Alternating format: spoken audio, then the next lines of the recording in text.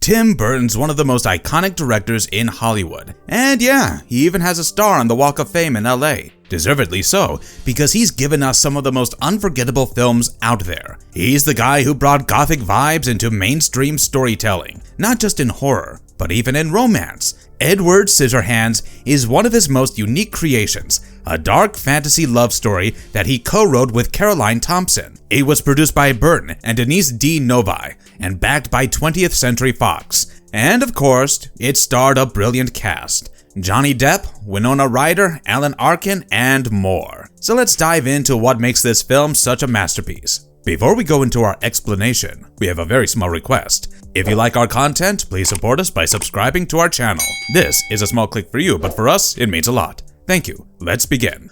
Who is Edward Scissorhands? And where did he come from? Edward Scissorhands was an idea conceived by Tim Burton, drawing inspiration from his childhood days spent in Burbank, California. The story follows an eccentric scientist who created Edward, a synthetic human. However, before he could finish creating him, the scientist died, leaving Edward's forelimbs unfinished. In place of palms and fingers, he had razor-sharp scissors in place of hands after the scientist's death. Edward was left to fend for himself and continued to live in the mansion. He kept himself occupied by using plants to create artistic forms. While this is the basic story of the movie, the narrative is woven as a fable within the film, where, on a wintry night, a grandmother narrates the story of Edward to her granddaughter, telling her about the existence of a young man who has scissors instead of fingers. Years later, in the real world, Peg Boggs, a door-to-door Avon salesman, arrives at the same decrepit heritage mansion where Edward resides. It's not clear who the grandmother was who was narrating Edward's story from yesteryears. If it were a fable, then how was Edward alive in the present day? It could be a possibility since the inventor had made him ageless. While working on his invention, he tended to Edward as his child and even homeschooled him. But the tragedy of his invention was that he didn't live to complete it due to a cardiac arrest that caused the scientist's death. Peg's first impression of Edward, I gather, must have been that of sympathy, because she wasn't terrified of his hideous setup and offered to take him home so he could live among real people in Peg's home. Edward readily agrees with Peg and accompanies her. He made an acquaintance with her family, which consisted of her husband, Bill, her young son, Kevin, and her teenage daughter, Kim. One look at Kim, and he falls in love with her. Edward's presence in Peg's home generates interest in the neighborhood, who drop in to see him as if he were a tourist attraction. Being a saleswoman, Boggs takes advantage of her neighbor's curiosity and throws a barbecue party in honor of their house guest, Edward. All the neighbors express their fascination with his unique limbs, except for a lady named Esmeralda,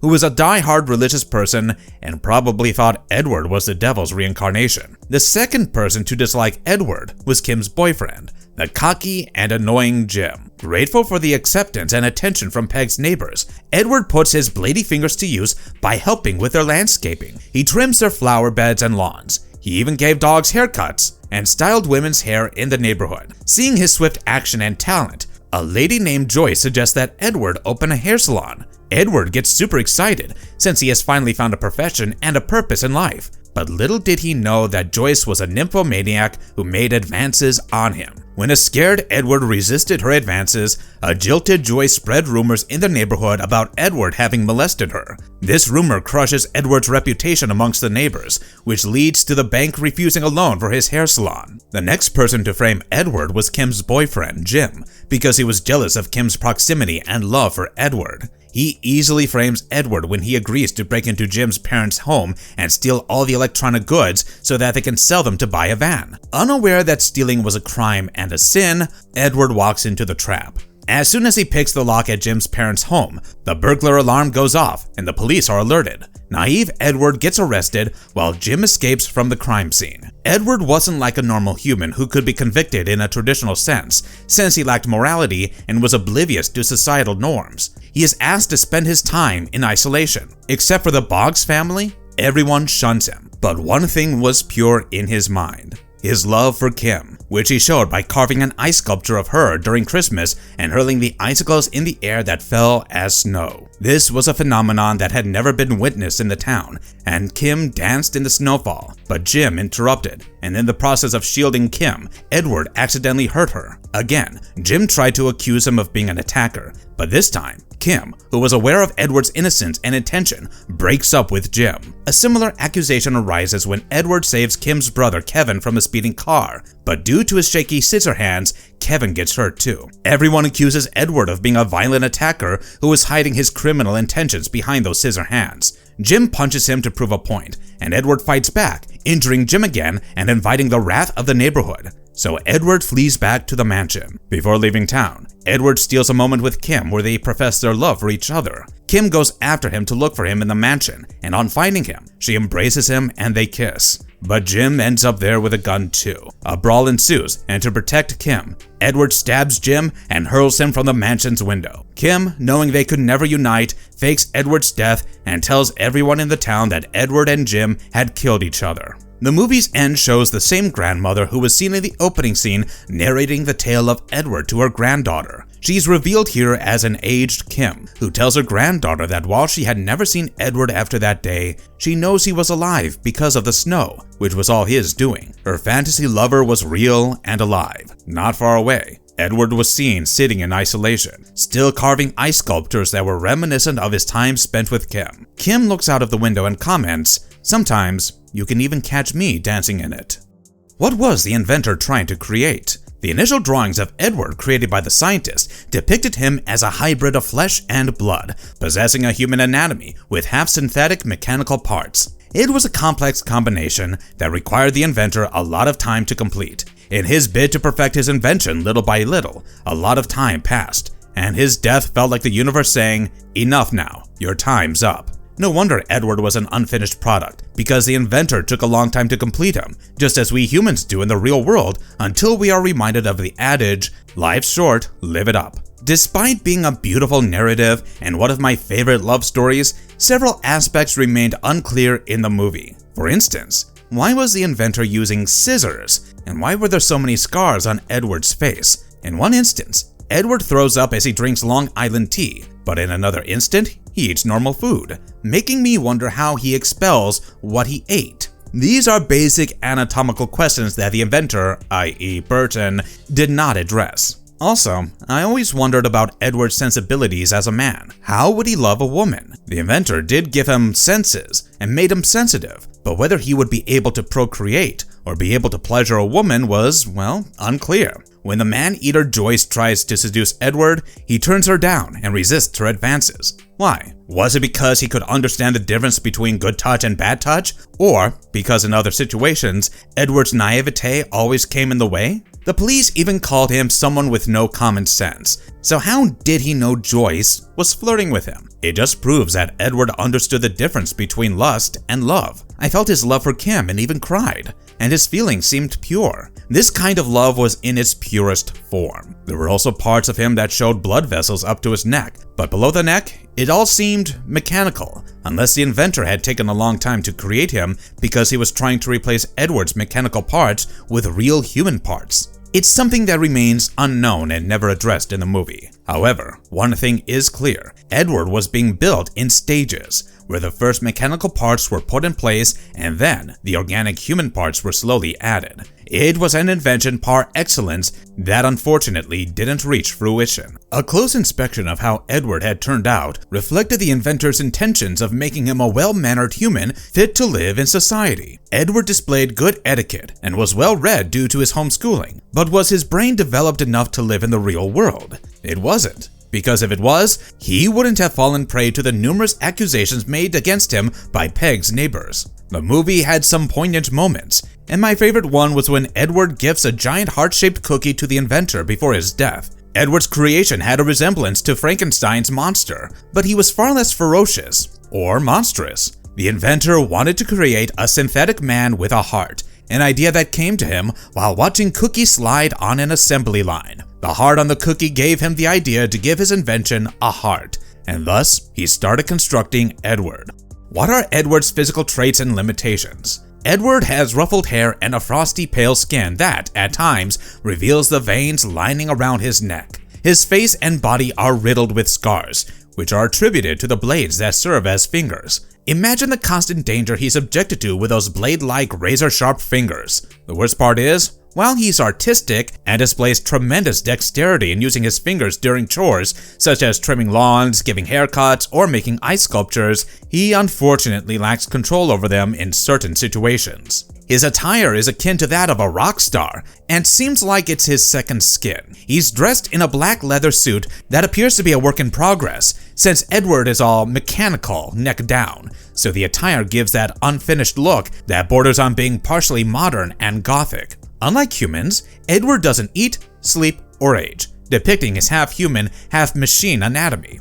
How does Edward think and feel? What is his psychology? I remember when I first saw the movie, I thought, how could Johnny Depp agree to do such a hideous-looking role? However, Depp's conviction in portraying Edward warmed up to me, resolving my reservations. The inventor made Edward extremely naive, overshadowing his goth looks. Edward, despite being around for ages, was like an untouched flower that needed to be protected from the world's evil machinations. His extremely coy demeanor enamored me, and he's probably one of the few protagonists who barely had dialogue in the movie. And Depp deserves a standing ovation for emoting so well with his face, especially in the parts where he's in love with Kim but can't express it. It's subtle, yet intense. Edward made me see him and feel him through the whole movie. Edward's constant fear about hurting others with his erroneous forelimbs makes me wonder what people with handicaps deal with in their day-to-day lives. His sensitivity is his strength that overpowers his physical limitations.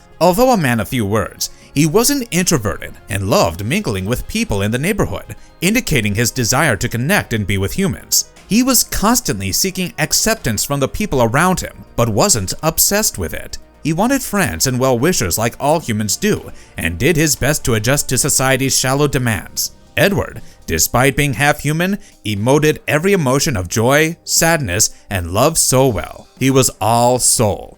What is Edward's symbolic meaning in the story? The fact that the inventor thought of creating a synthetic human by seeing a heart on a cookie in an assembly line suggests that he created Edward out of sheer loneliness, which is an epidemic in the present world. No wonder the inventor was doing his best to make Edward as human as possible, both for companionship and to make him kind. The inventor must have been a victim of the corrupt world outside, which was harsh to him, so he wanted Edward to be sensitive and kind. It was a complicated invention, where each day was spent adding a few features or emotion to Edward. I am sure he was trying to make Edward a special kind of human being who was rich in emotions, but realized it wasn't a utopian world after all. The inventor lived alone in his mansion, which I assume was due to his eccentricity. So Edward was his sounding board and the ideal human being eligible to live in this world. Unfortunately, the inventor didn't survive to realize his vision with Edward. And that brings me to my earlier question. Why did the inventor use scissors as Edward's forelimbs? Was it a mistake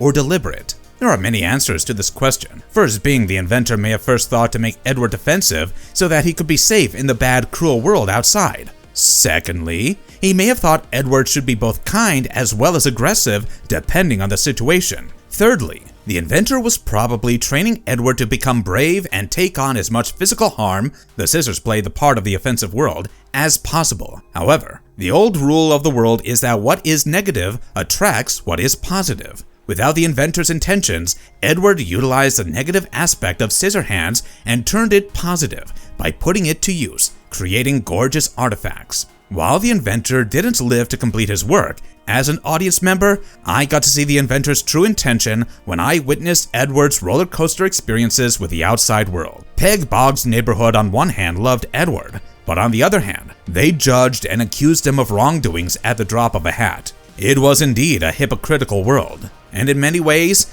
Edward's character was director and storyteller Tim Burton's symbolic representation of how he was treated when he stepped out into the big bad world of glamour. I am referencing Burton's name here, as he has discussed Edward's symbolism in numerous interviews. To add to his outsider tag, I wish to know that people like Burton, who are part of the glamour world, are often victims of hypocrisy, where they are judged based on their last box office collections. The movie Edward Scissorhands got greenlit after Tim Burton scored a massive hit with Batman. What an irony. No? I see it. No one wants to back a nobody. They want results. Prove and we will back you is the mantra. Also, most artists become artists because they have suffered from some trauma or isolation in their neighborhood. Otherwise, nothing can justify the pain they bring on screens or through their talents. Tim Burton is an artist too.